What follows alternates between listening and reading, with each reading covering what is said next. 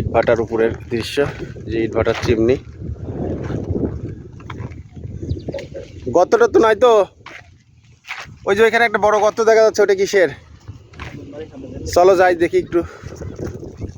গর্ত দেখতে পাচ্ছেন, ওখান থেকে ইট বের করা হয়ে গেছে। এটাকে এক একটা চেম্বার বলে, এই চেম্বারগুলো থেকে কিন্তু ইট বের করা হয়। তো আজকে আমরা একটু ইটভাটার উপরে যাচ্ছি, সেখানকার দৃশ্য আমি আপনাদেরকে দেখানোর চেষ্টা করব। ইটভাটার দৃশ্যগুলো আসলে কেমন হয় সেটা দেখানোর চেষ্টা করব। কখনো উঠা হয়নি এর আগে, যেহেতু ইটভাটা এখন বন্ধ, তাই ভাবলাম যে একটু উপরে উঠি এবং আপনাদেরকে দেখানোর চেষ্টা করি।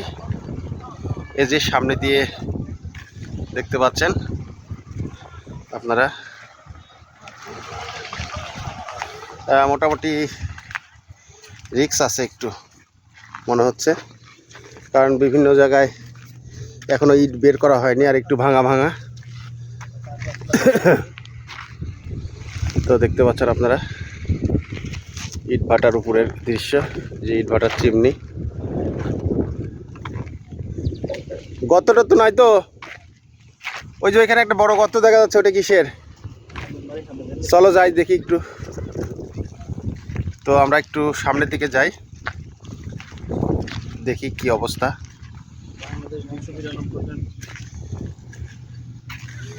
এর নিচে কি আগুন আছে?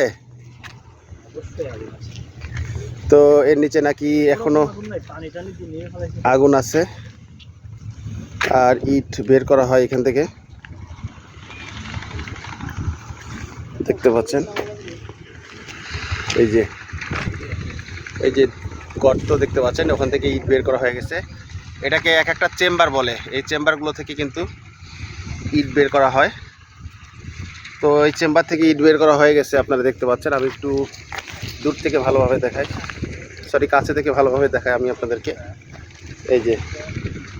এই যে ইট, এই যে ইটের সারি আপনারা দেখতে পাচ্ছেন, এগুলো হচ্ছে চেম্বার থেকে একে একে কিন্তু বের করা হয়। আস্তে আস্তে কিন্তু পুরো ভাটাটাই কিন্তু এরকম গর্ত হয়ে যাবে কিন্তু আস্তে আস্তে, ঠিক আছে।